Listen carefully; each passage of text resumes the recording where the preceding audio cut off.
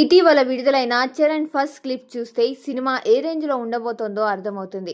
ఈ సినిమా కోసం ఫ్యాన్స్ ఎంతో ఆసక్తిగా ఎదురు చూస్తున్నారు. పెద్ది సినిమాలో చరణ్ కు జోడీగా బాలీవుడ్ అందాల భామ, అతిలో ఒక సుందరి కూతురు జాన్వీ కపూర్ హీరోయిన్ గా నటిస్తుంది. ఇదిలా ఉంటే పెద్ది సినిమాలో నటించడానికి ఛాన్స్ వస్తే ఓ హీరోయిన్ నో చెప్పిందట. చరణ్ సినిమాకు నో చెప్పిన హీరోయిన్ ఎవరో తెలుసా? మలయాళ ముద్దుగుమ్మ స్వాసిక.